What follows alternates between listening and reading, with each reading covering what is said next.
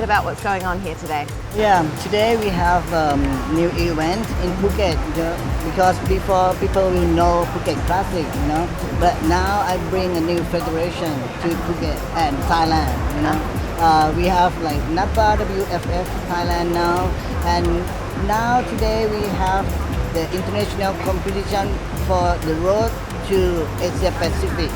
Wow. So what does that mean? This is the road to Asia-Pacific. They start here in Phuket, and then where do they go?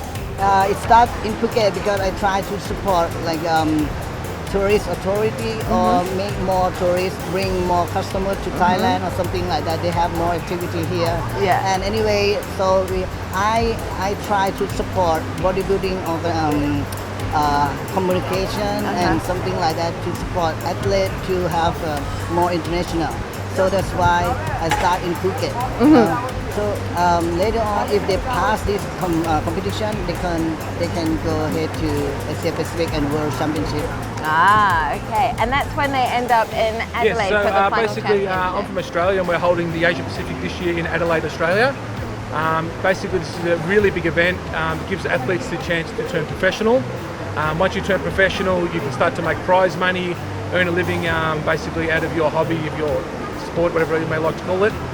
Gives athletes also the chance to travel internationally around the world, travel the international circuit, look at up-and-coming events. Our Universe Championships is held in Orlando, Florida.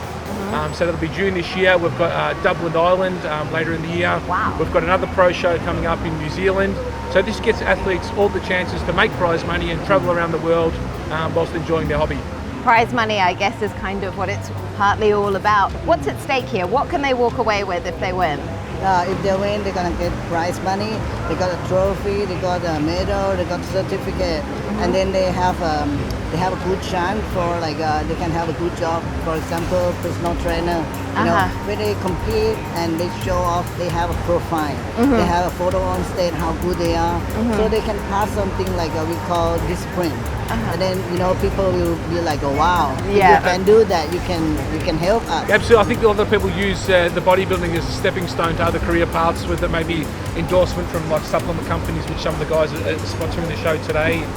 Personal training, as Joom touched upon before, so they can use it as an avenue to market yourself even further and make further income out of that. Okay, cool. So now that your event is part of the World Fitness Federation International, this is a first time thing for Thailand competitors? The first time. Wow, First time. that's really exciting. Yeah. So the winners from today get to go to Adelaide. Yeah, something like that. It's not only the winner, but if another one who we see like, okay, they're looking great, maybe we support more than the winner.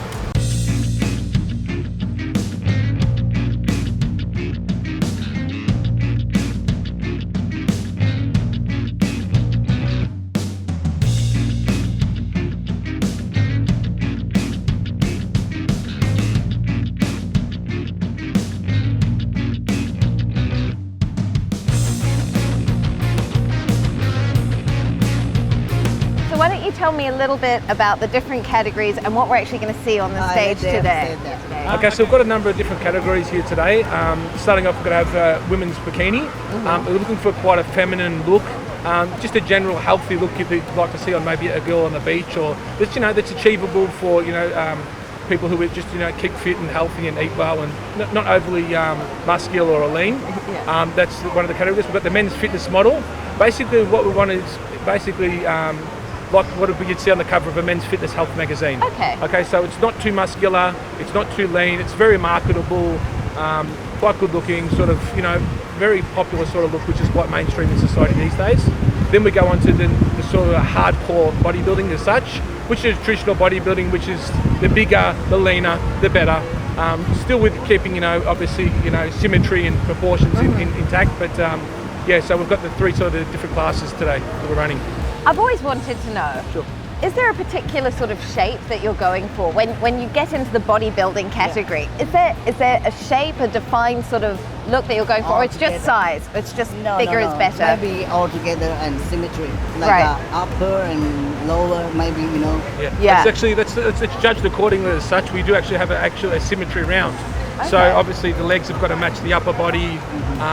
People with big waists or narrow shoulders are not going to do so well. So it's more the traditional, the V tapers, and more that aesthetic, pleasing sort of So physique. it's about keeping proportion Yeah, upstairs yeah, and something like that. downstairs. And also gaining the right combination between having large amounts of muscle, but also low levels of body fat. Yeah. Okay. But somehow, anyway, like maybe sometimes you see like biggest one Yeah. might be the winner, but maybe not, right? Yeah. Can you explain that? Yeah, definitely. Sometimes you'll see a guy that's 65 kilos and he'll beat a guy who's 95 kilos, just because he comes in with a lower level of body fat and a better level of symmetry. So it's not uncommon for a small, lighter guy to beat a bigger guy. So it definitely Okay. happens.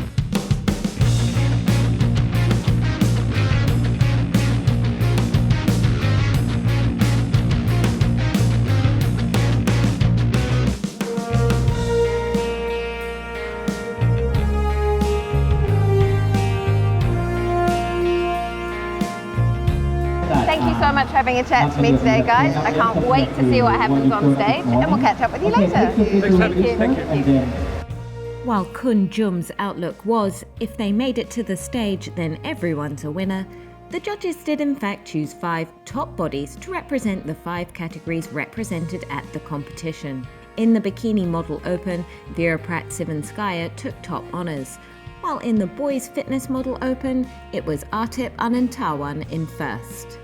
The under 65 kilogram performance class was won by Dechana Dubtuk, and the under 75 kilogram super body class went to Cherdpung Deng Suba. And finally, in the mighty muscled 75 kilogram and above extreme class, it was Shaiful Haq bin Ahmad Ishak for the win. Good luck to all the hard body hopefuls on the road to the Asia-Pacific Championships.